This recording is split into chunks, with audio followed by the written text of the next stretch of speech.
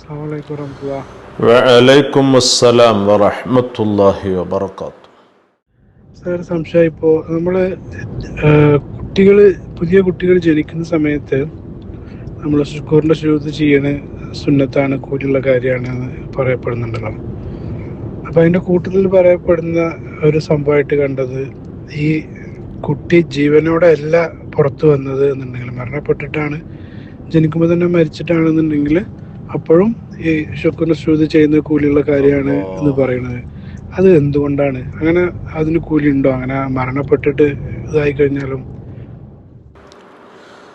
പല സാഹചര്യ സന്ദർഭങ്ങളിലും കയറി വരുന്ന ഒന്നാണ് ശുക്റിൻ്റെ സുജൂദ്, നന്ദി പ്രകടനം. പല കാര്യങ്ങളും നമുക്ക് കരസ്ഥമായി കിട്ടുകയോ അല്ലെങ്കിൽ പല മുസീബത്തുകളും നമ്മളെ തൊട്ട് ഒഴിവായി പോവുകയോ ഒക്കെ ചെയ്യുമ്പോൾ ഒക്കെ അതിപ്രധാനമായിക്കൊണ്ട് നമ്മൾ ചെയ്യേണ്ട ഒരു കർമ്മം തന്നെയാണ് ഈ ശുക്റിൻ്റെ സുജൂദ് എന്നുള്ളത്.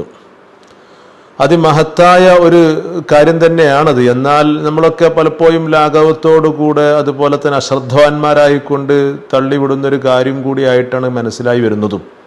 പലപ്പോഴും നമ്മളൊന്നും അതിന് ഗൗരവത അതുപോലെ തന്നെ അതിൻ്റെ പ്രാധാന്യം മനസ്സിലാക്കാത്തത് കൊണ്ടോ അതോ എന്തോ പലപ്പോഴും നമുക്ക് നഷ്ടപ്പെട്ടു പോകുന്നുണ്ട്. എന്നാൽ ചെറിയൊരു ശ്രദ്ധയും അതുപോലെ തന്നെ അറിവും ഉണ്ടെങ്കിൽ അതൊക്കെ നമുക്ക് വീണ്ടെടുക്കാവുന്നതേ ഉള്ളൂ എന്നതാണ് യാഥാർത്ഥികത. ഏതായാലും ഒരു കുട്ടി ജനിക്കുക എന്ന് പറയുമ്പം അതിൽ ശുക്റിൻ്റെ സുജൂദ് അത് മസ്റ്റാണ്, പ്രധാനമാണ്, നമുക്കെല്ലാവർക്കും അറിയാം. കാരണം നമുക്ക് അല്ലാഹു തആല ഒരു സന്താനത്തെ തരിക എന്ന് പറയുമ്പം അത് വലിയൊരു നിഅമത്ത് തന്നെയല്ലേ. അപ്പം ഏതായാലും അതിന് ശുക്റിൻ്റെ സുജൂദ് ഉണ്ട്. നമ്മൾ ചെയ്യാറുണ്ടോ ഇല്ലേ എന്നൊക്കെ വേറെ വിഷയം. പക്ഷെങ്കിൽ കൂടെ ആ കുട്ടി മരിക്കുമ്പോൾ പിന്നെ എങ്ങനെയാ എൻ്റെ ഈ പറയുന്ന ശുക്റിൻ്റെ സുജൂദ് കയറി വരിക? കാരണം നമ്മൾ ഒരു കുട്ടിക്ക് വേണ്ടിയിട്ട് നമ്മളിങ്ങനെ വെയിറ്റ് ചെയ്ത് നമ്മളത്രയും അങ്ങനെ പ്രതീക്ഷ കൊണ്ട് നിൽക്കുമ്പോൾ അങ്ങനെ ആ കുട്ടി ജനിച്ചു വീഴുന്ന ദിവസത്തിന് വേണ്ടി നമ്മളെല്ലാവരും കാത്തു നിൽക്കുമായിരിക്കും. അപ്പോൾ ആ കുട്ടി ജനിച്ചു വരുന്നത് തന്നെ മയ്യത്തായിട്ട് കുട്ടി മരിച്ചിട്ടാണ് വരുന്നതെങ്കിൽ എന്തോരം സങ്കടം ഉണ്ടാകും, എന്തോരം പ്രയാസം ഉണ്ടാകും, എന്തോരം വിഷമം ഉണ്ടാകും. അല്ലാഹു സുബ്ഹാനഹു വ തആല അത്തരം ഘട്ടത്തെ തൊട്ട് നമ്മെല്ലാവരും കാത്തുരക്ഷിക്കുമാറാവട്ടെ. മക്കൾക്കും നമുക്കൊക്കെ ആഫിയത്തുള്ള ദീർഘായുസ്സ് നൽകട്ടെ. പക്ഷേ എങ്കിൽ കൂടെ അള്ളാഹുവിൻ്റെ കല അങ്ങനെയാണെങ്കിൽ നമുക്കാർക്കും തട്ടി നിൽക്കാൻ കഴിയില്ലല്ലോ. റബ്ബിൻ്റെ കല എങ്ങനെയാണോ അത് പൊരുത്തപ്പെടല്ലേ അടിമകളായ നമ്മെ സംബന്ധിച്ചിടത്തോളം സാധിക്കുകയുള്ളൂ. അപ്പം ആയതുകൊണ്ട് തന്നെ അപ്പോഴും ഈ പറയുന്ന ശുക്റിൻ്റെ സുജൂദ് ഉണ്ട് എന്നതാണ് കർമ്മശാസ്ത്ര പണ്ഡിതന്മാർ പറയുന്നത്. നമ്മൾ ആ സമയത്ത് അത്രയും സങ്കടത്തിലായിരിക്കും, പ്രയാസത്തിലായിരിക്കും, വിഷമത്തിലായിരിക്കും. മാത്രമല്ല അവിടെ ശുക്റിൻ്റെ സുജൂദ് ഇല്ല എന്നതായിരിക്കും ചിലപ്പോൾ ഒരു പക്ഷേ നമ്മുടെ അറിവുണ്ടാവുക. എന്നാൽ ഒരിക്കലും അങ്ങനെയല്ല. ശുക്റിൻ്റെ സുജൂദ് അവിടെ ഉണ്ട്. ബേസിക് അവിടെ ഒരുപാട് കാര്യങ്ങൾ എന്തുകൊണ്ട് അവിടെ ശുക്റിൻ്റെ സുജൂദ് കയറി വന്നു എന്നതിനൊക്കെ ഒരുപാട് കാര്യങ്ങളും പറയുന്നുണ്ട്. ഏതായാലും അതുമായി ബന്ധിച്ചുകൊണ്ട് ധാരാളം കർമ്മശാസ്ത്ര പണ്ഡിതന്മാർ വിശദീകരണം നൽകിയിട്ടുണ്ട്. ഇങ്ങനെ ഒരു കുട്ടി ജനിക്കുന്ന സമയത്ത് ശുക്റിൻ്റെ സുജൂദ് ഉണ്ട് എന്ന് ഒട്ടനേകം പണ്ഡിതന്മാർ പറഞ്ഞതാണ്. മഹാനായ ഖാത്തിമുൽ മുഹഖഖീൻ ഇബ്നു ഹജർ ഹൈതമി റളിയല്ലാഹു അൻഹു അവിടുത്തെ തുഹ്ഫത്തുൽ മുഹ്താജിലും പറയുന്നുണ്ട്. തുഹ്ഫയുടെ 2ാം വാള്യം ഇതിൻ്റെ 337 പേജിലായിട്ടുണ്ടോ, വ ഇന്നമാ തുസന്നു ലിഹുജൂമു നിഅമത്തില്ലഹു ഔ ലിനഹ്വി വലദിഹി. ഒരു നിഅമത്ത് അല്ലാഹുവിൻ്റെ ഭാഗത്ത് നമുക്ക് കരസ്ഥമായി കിട്ടുകയാണെന്നുണ്ടെങ്കിൽ ഏതുപോലെ ഒരു കുട്ടിയുടെ ജനനം, ഒരു കുട്ടി നമുക്ക് ഉണ്ടാവുക, ആ സമയത്ത് ശുക്റിൻ്റെ സുജൂദ് സുന്നത്ത് തന്നെയാണ് എന്നുള്ളത്. എന്നാൽ ആ കുട്ടി മരിച്ചിട്ടാണ് വരുന്നതെങ്കിലും ശുക്റിൻ്റെ സുജൂദ് ഒഴിവാകൂല. അപ്പോഴും ശുക്റിൻ്റെ സുജൂദ് ഉണ്ട് എന്ന് തുഹ്ഫ വിശദീകരിച്ചുകൊണ്ട് മഹാനായ ഇമാം ഷർവാനി റളിയല്ലാഹു അൻഹു അവിടുത്തെ ആശിയത്തു ഷർവാനിയിലും വ്യക്തമായിട്ട് പറയുന്നുണ്ട്. ഇതൊട്ടനേകം പണ്ഡിതന്മാർ പറയുന്ന കാര്യം തന്നെയാണ്. ആശിയത്തു ഷർവാനിയുടെ 2ാം വാള്യം തന്നെ 555 പേജിലായിട്ടോ, വലോ മയ്യിത്തൻ, ആ കുട്ടി മരിച്ചിട്ടാണ് വന്നതെങ്കിലും ശുക്റിൻ്റെ സുജൂദ് ഒഴിവാകുന്നില്ല. അതെന്താ അങ്ങനെയാണ്? കദുൻ നുഫിഖത്ത് ഫീഹി റൂഹു, ആ കുട്ടിയിൽ റൂഹ് ഊതപ്പെട്ടിട്ടുണ്ട് എന്നുണ്ടെങ്കിൽ അപ്പോൾ റൂഹ് ഊതണം എന്നുള്ള ഒരു മസ്റ്റാണ്. അപ്പൊ റൂഹ് ഊതിയ കുട്ടിയാണ് എന്നുണ്ടെങ്കിൽ ലി അന്നഹു യൻഫഉഹു ഫിൽ ആഖിറതി, ആഖിറത്തിൽ ആ കുട്ടി നമുക്ക് ഉപകരിക്കുമല്ലോ എന്നുള്ളത്. നമുക്കൊരു കുട്ടി ഉണ്ടാകുമ്പോൾ നമുക്ക് ഒരുപാട് പ്രതീക്ഷകളുണ്ട്, നമുക്ക് ഒരുപാട് ആഗ്രഹങ്ങളുണ്ട്, അതുപോലെ തന്നെ അങ്ങനെ ഒരുപാട് കാര്യങ്ങളുണ്ട്. അപ്പൊ അതിൽ ദുന്യവിയും ഉഖ്റവിയുമായ കാര്യങ്ങളൊക്കെ ഉണ്ടാകും. ഇപ്പൊ ദുനിയാവിന്റെ കാര്യത്തിൽ അവൻ വലുതായി വന്നിട്ട് നമ്മൾ നോക്കാൻ പറ്റുന്ന രൂപത്തിലും നമ്മുടെ കാര്യത്തിന് അങ്ങനെ ഒരുപാട് കാര്യങ്ങൾ. അപ്പൊ അത് ഈ കുട്ടി മരിക്കലോടുകൂടെ അതൊന്നും ഇല്ലല്ലോ എന്ന് വിചാരിച്ചുകൊണ്ട് ഒഴിവാക്കാൻ പറ്റൂല. കാരണം ഈ കുട്ടി ചെറുപ്രായത്തിൽ ഇങ്ങനെ ജനിച്ചു വീഴുമ്പോഴേക്ക് മരിച്ചിട്ടാണ് വരുന്നതെങ്കിൽ അതിൻ്റെ പേരിൽ നമ്മൾ ക്ഷമിച്ചു കഴിഞ്ഞാൽ നമുക്ക് സ്വർഗ്ഗമൊക്കെ കിട്ടുന്ന ഒരുപാട് കാര്യങ്ങളുണ്ട്. കാരണം അത്രയും വേദനയുള്ളൊരു കാര്യമാണിത്. അപ്പൊ ആ ഒരു സമയത്ത് നമ്മൾ അത്രയും വേദനയിൽ നമ്മൾ നിൽക്കുന്ന സമയത്ത് അതൊരു ഉപകാരമായിട്ട് തന്നെ ആഖിറത്തിൽ അല്ലാഹു തആല നമുക്ക് കാണിച്ചു തരും. കാരണം നമുക്ക് വല്ലാത്തൊരു പരീക്ഷണമാണല്ലത്. പരീക്ഷണത്തിൽ നമ്മൾ വിജയിക്കണം. അപ്പൊ ആയതുകൊണ്ട് തന്നെ വിജയിച്ചവർക്ക് ഇത്രയും അതിന്റെ പ്രതിഫലങ്ങളൊക്കെ ഉണ്ട്.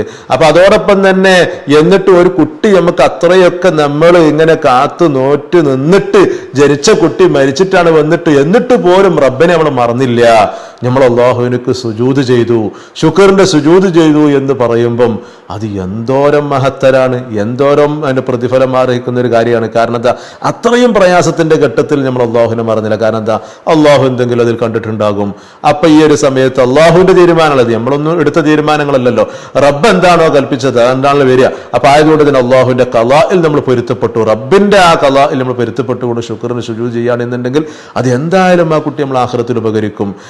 എന്നാൽ അപ്പൊ അവിടെയൊക്കെ പറയുന്നത് റൂഹ് ഊതുക എന്നത്, അപ്പൊ അതിന്റെ ഒരു 4 മാസത്തെ ഒരു പരിധി എന്ന് തന്നെ മഹാനായ ഇമാം ബാശർ റളിയല്ലാഹു അൻഹു ബുശ്റൽ കരീമിലൊക്കെ പറയുന്നുണ്ട്. അപ്പൊ അതിന്റെ മുമ്പുള്ള കുട്ടിക്ക് പിന്നെ ശുക്റിന് സുജൂദൊന്നും വരൂല എന്നുള്ളത് മനസ്സിലായി. അപ്പം ഈ പറയുന്ന ബുശ്റൽ കരീമിന്റെ 1-ാം വള്ളിയത്തിന്റെ 250-ാമത്തെ പേജിൽ പറയുന്നുണ്ടോ, ഹുദൂസി വലദിൻ വലു മയ്യത്തിൻ ബലഗ 4 അശ്ഹുർ ഉണ്ടോ, 4 മാസമായ ഒരു കുട്ടി. അപ്പൊ 4 മാസത്തിലാണല്ലോ റൂഹ് ഊതുക എന്നുള്ളത്. അപ്പൊ റൂഹ് ഊതുന്ന കുട്ടിയെ, റൂഹ് ഊതപ്പെട്ട കുട്ടിയാണ് എന്നുണ്ടെങ്കിൽ ആ കുട്ടി മരിച്ചിട്ടാണ് വരുന്നതെങ്കിലും നമ്മൾ ശുക്റിന്റെ സുജൂദ് സുന്നത്താണ് എന്ന് വ്യക്തമായി കൊണ്ട് ഉലമാ പറഞ്ഞതാണ്. എന്നാൽ ഇത് എങ്ങനെ ചെയ്യാൻ കഴിയും എന്നതാണ്. കാരണം പ്രാക്ടിക്കലായിട്ട് നമ്മൾ ഇത് നോക്കുന്ന സമയത്ത് നമുക്ക് ഒരു പക്ഷേ ചിലപ്പോൾ എടുക്കാൻ പറ്റിക്കോളന്നുണ്ടാവില്ല. കാരണം സാഹചര്യ സന്ദർഭങ്ങൾ തന്നെ, അപ്പം പ്രത്യേകിച്ച് ഹോസ്പിറ്റലുകളിലായിരിക്കും കൂടുതലും ഈ പ്രസവം നടക്കുന്ന സമയത്ത്. അപ്പം നമ്മളും തന്നെ അത് തന്നെ, ഇപ്പം ഇനി ഓപ്പറേഷൻ ആകുമ്പോൾ ചിലപ്പോൾ കാലയെ കൂട്ടി ഡേറ്റും ഒക്കെ തന്നിട്ടുണ്ടെങ്കിലും നമ്മൾ വുളു ഒക്കെ എടുത്ത് കുട്ടിയുടെ ബാങ്ക് ഇക്കാമത്ത് അതിന് വേണ്ടിയിട്ടൊക്കെ സജ്ജമായി നിൽക്കുകയാണെങ്കിൽ പോലും അവിടുത്തെ സന്ദർഭങ്ങൾ, സാഹചര്യങ്ങൾ നമുക്ക് സുജൂദിനക്ക് അനുവദിച്ചോളണമെന്നുണ്ടാകും. അപ്പൊ പിന്നെ സുജൂദ് ചെയ്യാൻ കഴിയൂല. അപ്പൊ അങ്ങനെയൊക്കെ ആകുന്ന സമയത്തോ അപ്പൊ പിന്നെ ആ സുജൂദിന്റെ സ്ഥാനത്ത് നിൽക്കുന്ന ദിക്റുകൾ ഉലമാ നമുക്ക് പഠിപ്പിച്ചു തന്നിട്ടുണ്ട്. അപ്പൊ ആ ഒരു ദിക്ർ നമ്മൾ എടുക്കുകയാണെങ്കിൽ അത് ഈ സുജൂദിന്റെ സ്ഥാനത്ത് വരും. ഇപ്പൊ മഹാനായ ഇമാം ഖല്ലൂബി റളിയല്ലാഹു അൻഹു അവിടുത്തെ ആഷിയത്തുൽ ഖല്ലൂബിയിലൊക്കെ ആ ദിക്റുകളൊക്കെ വളരെ വ്യക്തമായിട്ട് പറയുന്നുണ്ട്. ആഷിയത്തുൽ ഖല്ലൂബിയുടെ 1-ാം വോള്യം ഇതിന്റെ 578-ാമത്തെ പേജിൽ ഉണ്ടോ, ഫർഉൻ യഖൂമു മഖാമ സുജൂദി ലിത്തിലാവത്തി അവ ശുക്രി ഉണ്ടോ, ഈ ശുക്റിന്റെ സുജൂദിന്റെ സ്ഥാനത്തൊക്കെ നിൽക്കുന്ന ദിക്റുണ്ട്. അപ്പൊ നമ്മൾ അവിടെ ചിലപ്പോൾ നമുക്ക് ശുദ്ധി ഉണ്ടാകും, പക്ഷെങ്കിൽ നമ്മൾ എന്താവുന്ന സുജൂദ് അവിടെ നമുക്ക് ചെയ്യാൻ കഴിയുന്നില്ല. അതാ ലിമൻ ലം യുരിദ് ഫിഅലഹ വലൗ മുതഹിറൻ, നമുക്ക് ശുദ്ധിയൊക്കെ ഉണ്ട്, ആ രൂപത്തിലൊക്കെ നമ്മൾ റെഡിയാണ്, പക്ഷെങ്കിൽ കൂടെ നമുക്കത് ആ സുജൂദ് എടുക്കാൻ കഴിയുന്നില്ല.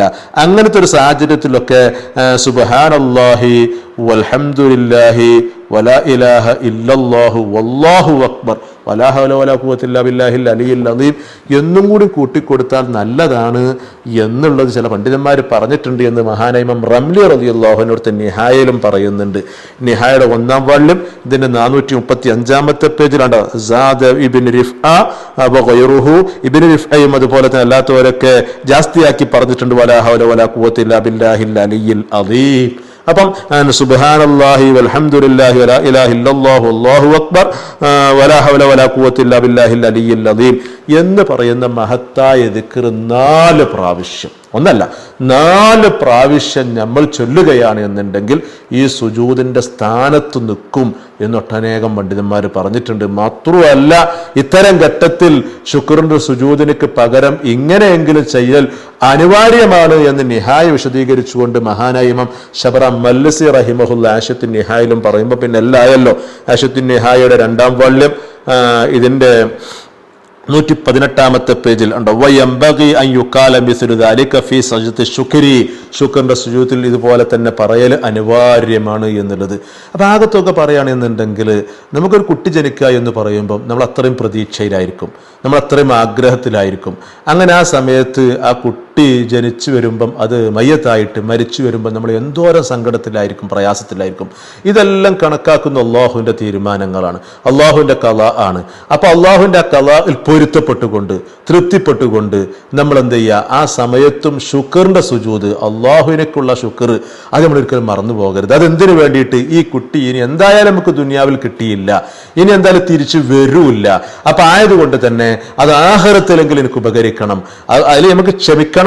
അതുപോലെ തന്നെ അതോടൊപ്പം തന്നെ നമ്മൾ ആഖിറത്തിലും കൂടി ഉപകരിക്കണം. അത് ആഖിറത്തിൽ ഉപകരിക്കുമെന്ന് ഒരുപാട് ധാരാളം പണ്ഡിതന്മാർ പറഞ്ഞിട്ടുണ്ട്.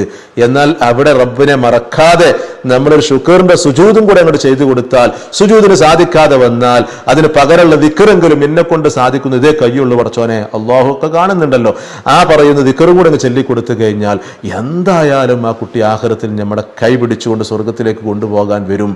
അങ്ങനെ ഒന്ന് കിട്ടിയാൽ നമ്മൾ എല്ലാ നിലക്കും രക്ഷപ്പെട്ടു പോയല്ലോ.